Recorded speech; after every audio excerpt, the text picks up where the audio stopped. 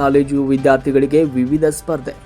ಧಾರವಾಡ ಜಿಲ್ಲೆಯಾದ್ಯಂತ ನಾಡಪ್ರಭು ಕೆಂಪೇಗೌಡರ ಜಯಂತಿಯನ್ನ ಜಿಲ್ಲಾಡಳಿತ, ಜಿಲ್ಲಾ ಪಂಚಾಯತ್ ಹಾಗೂ ಕನ್ನಡ ಮತ್ತು ಸಾಂಸ್ಕೃತಿಕ ಇಲಾಖೆ ಸಹಯೋಗದಲ್ಲಿ ವಿಶೇಷವಾಗಿ ಆಚರಿಸಲು ನಿರ್ಧಾರವನ್ನ ಮಾಡಿತ್ತು.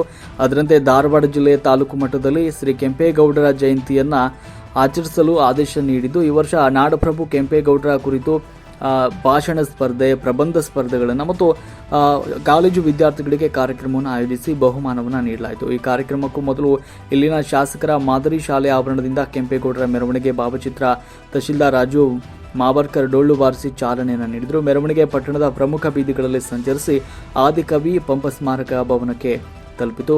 ಉಪ ತಹಶೀಲ್ದಾರಾದ ಎಂಜಿ ದಾಸಪ್ಪನವರು, ಪುರಸಭೆ ಅಧ್ಯಕ್ಷೆ ಮೆಹಬೂಬ ನವಲಗುಂದ ಅವರು, ಮುಖ್ಯಾಧಿಕಾರಿ ವೈಜಿ ಗದ್ದಿಗೌಡ, ತಾಲೂಕು ಪಂಚಾಯತ್ ಅಧಿಕಾರಿಗಳು ಮದನ್ ಕುಮಾರ್ ಸಿಂಧೆ ಅವರು, ಪುರಸಭೆ ಸದಸ್ಯರಾದ ತಿಪ್ಪಣ್ಣ ಕೊರವಾರ್, ಎಪಿ ಗುರಿಕಾರ್, ವೀರೇಶ ಕುಬಸದ್, ಕಂದಾಯ ನಿರೀಕ್ಷಕ ರಿಷಿಕುಮಾರ್ ಸಾರಂಗಿ ಇತರರು ಇದ್ದರು. ಧಾರವಾಡ ಜಿಲ್ಲೆ ಹಾಗೂ ತಾಲೂಕು ಮಟ್ಟದಲ್ಲಿ ಶ್ರೀ ಕೆಂಪೇಗೌಡರವರ ಜಯಂತಿಯನ್ನು ಆಚರಿಸಲು ಆದೇಶ ನೀಡಿದಂತೆ ಈ ವರ್ಷ ನಾಡಪ್ರಭು ಕೆಂಪೇಗೌಡರ ಕುರಿತು ಭಾಷಣ ಸ್ಪರ್ಧೆ, ಪ್ರಬಂಧ ಸ್ಪರ್ಧೆಗಳನ್ನು ಶಾಲಾ ಕಾಲೇಜು ವಿದ್ಯಾರ್ಥಿಗಳಿಗೆ ಕಾರ್ಯಕ್ರಮವನ್ನು ಆಯೋಜಿಸಿ ಬಹುಮಾನವನ್ನು ನೀಡಲಾಯಿತು. ಈ ಸಂದರ್ಭದಲ್ಲಿ ಕಾರ್ಯಕ್ರಮಕ್ಕೂ ಮೊದಲು ಇಲ್ಲಿನ ಶಾಸಕರ ಮಾದರಿ ಶಾಲೆ ಆವರಣದಿಂದ ಮೆರವಣಿಗೆ ಮಾಡಲಾಯಿತು. ಉಪ ತಹಶೀಲ್ದಾರ್ ಎಂಜಿ ದಾಸಪ್ಪನವರು, ಹಾಗೆ ಪುರಸಭೆ ಅಧ್ಯಕ್ಷೆ ಮೆಹಬೂಬ ನವಲಗುಂದ ಅವರು, ಮುಖ್ಯಾಧಿಕಾರಿ ವೈಜಿ ಗದ್ದಿಗೌಡ ಇನ್ನು ಹಲವಾರು ಸದಸ್ಯರು ಸಂದರ್ಭದಲ್ಲಿ ಪಾಲ್ಗೊಂಡಿದ್ದರು.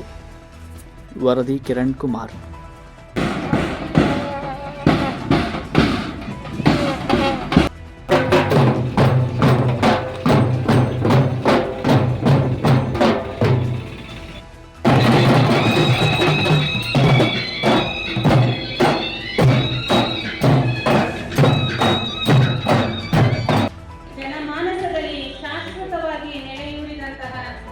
ಜನರ ನೆಮ್ಮದಿಗಾಗಿ ಹಗಲಿರುಳು ದುಡಿದಂತಹ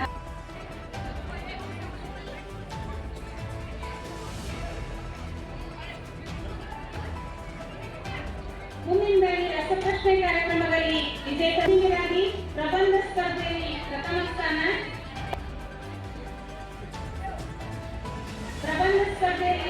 ಸ್ಥಾನ, ನಿಖಿತಾ ಕುಂದಗೋಳ್.